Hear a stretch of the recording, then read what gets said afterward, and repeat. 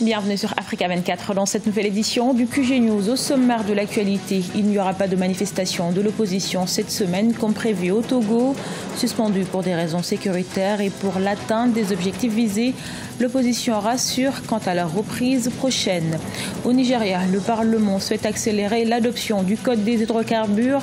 Un premier texte portant sur la transparence dans l'industrie pétrolière a été voté en janvier, en attendant les 3 derniers aspects prévus d'ici fin juin 2018.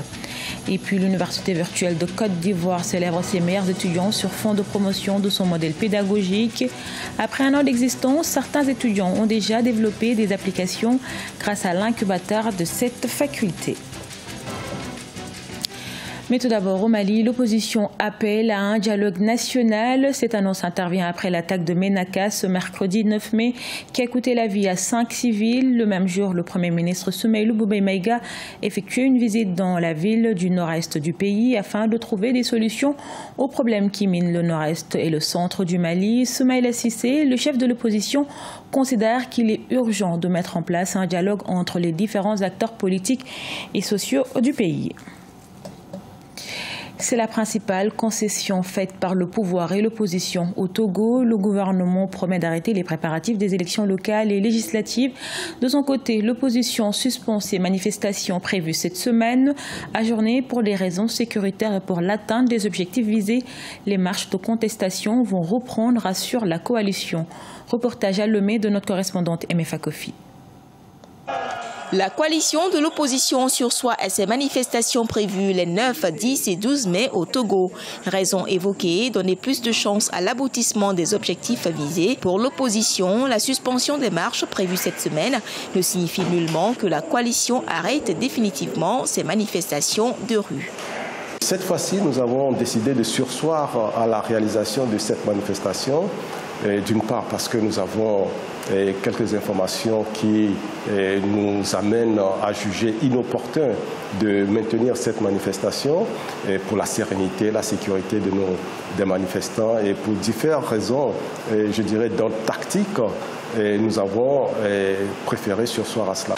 Les dernières manifestations tenues par la coalition ont été émaillées de violence, car faisant objet de bras de fer entre pouvoir et opposition en ce qui concerne les itinéraires choisis par les organisateurs. Face à ce que certains considèrent comme une impasse, beaucoup appellent les acteurs politiques à prendre de la hauteur. Si vous prenez le dernier sondage donc, de l'ONG Afrobaromètre, les résultats disent que 70% des Togolais demandent à ce que le chef de l'État ne se représente plus à la fin de son mandat, c'est-à-dire en 2020. Et même ce qui est encore plus intéressant, c'est que 53% des militants du parti du chef de l'État, c'est-à-dire le Parti uni, il y a 53% qui demandent à ce que le président de la République ne se représente plus. C'est-à-dire qu'ils veulent d'autres personnes. Le jour où le chef de l'État va faire peut-être un discours à la nation et il dit à la fin de 2020, je vais partir, je vous dis que le Togo deviendra l'ordre d'humanité que nous avons connu. À ce jour, le dialogue pour une fin heureuse de la crise politique au Togo reste suspendu.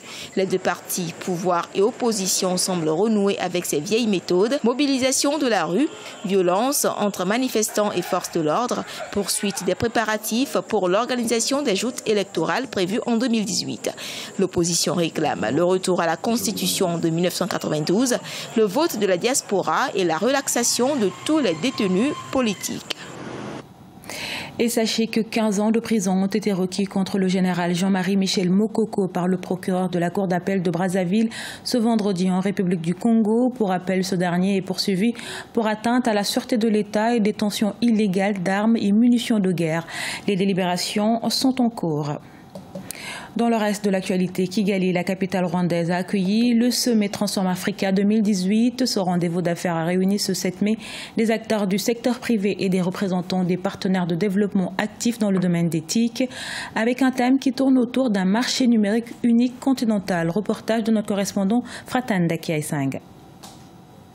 Le sommet annuel sur le développement du numérique en Afrique, qui s'est déroulé à Kigali du 7 au 10 mai, a permis une rencontre entre acteurs politiques, chefs d'entreprise et investisseurs. Un premier forum économique pour échanger sur la création d'un marché africain unique numérisé. Plusieurs de ces experts ont souligné le rôle des start-up africaines dans l'aboutissement de ce projet. Nous comptons beaucoup justement sur la créativité, les talents qui sont développés par les jeunes béninois, les jeunes pousses, les start-up, pour que le secteur de l'économie numérique puisse se retrouver justement intégré dans tous les autres secteurs que j'ai cités. Nous avons besoin qu'ils créent, nous avons besoin qu'ils cherchent à résoudre les problèmes quotidiens des Béninois en utilisant les plateformes technologiques.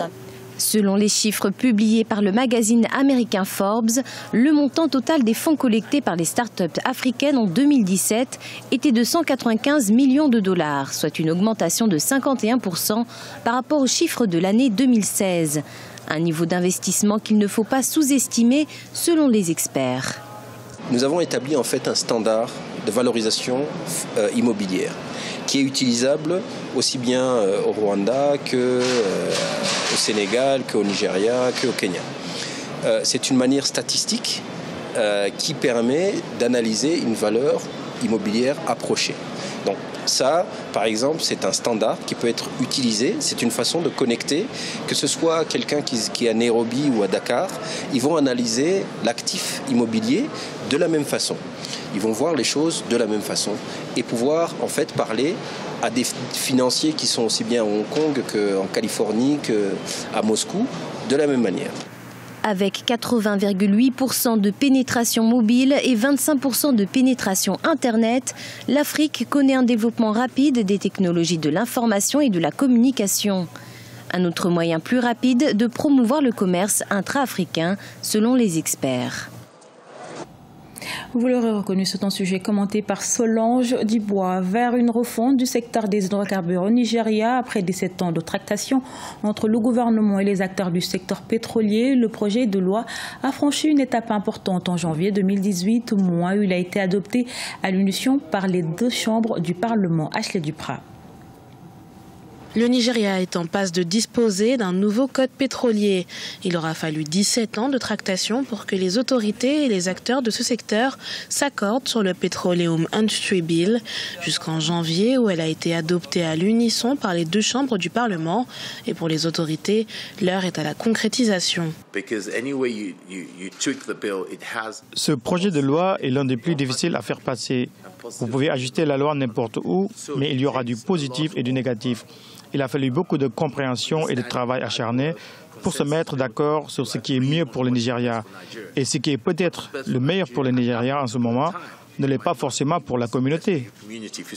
Il faut dire que les enjeux autour de cette loi sont nombreux, à commencer par les milliards de dollars d'investissements gelés.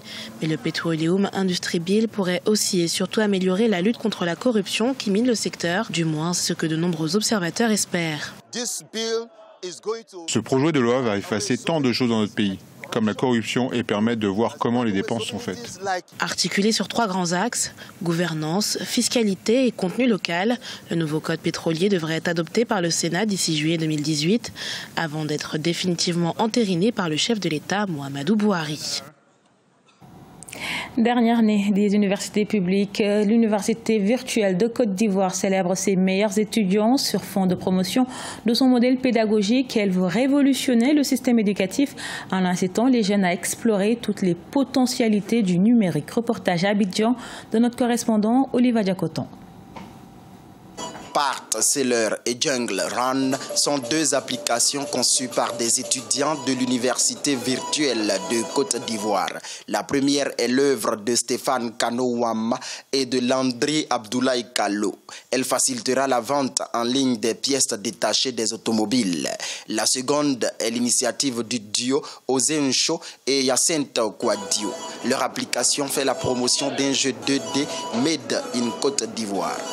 C'est un jeu mobile disponible sous 2 versions, Android et PC, qui illustre en fait la vie naturelle. Puisque dans le jeu, il y a un personnage qui est poursuivi et en face de lui, il y a des obstacles qui dévient au fur et à mesure. Donc, ce sont juste des épreuves de la vie que nous avons voulu illustrer en mettant en place ce jeu. Partseller, on va dire, pourra mettre à la disposition des propriétaires de véhicules, des techniciens qui vont vérifier toutes les différentes pièces qu'ils achètent avant qu'ils ne repartent avec.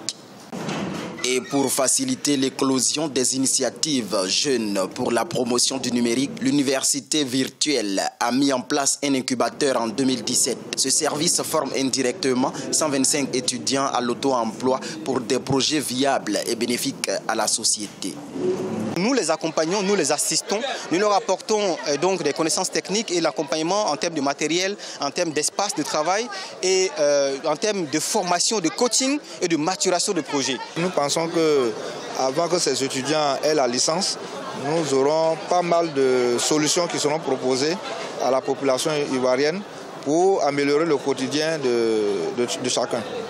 L'université virtuelle de Côte d'Ivoire a officiellement lancé ses activités en novembre 2017 et accueille plus de 6000 étudiants en 2018. Elle a même célébré la première édition de la journée de l'excellence et de la promotion des étudiants dans le numérique le 9 mai 2018.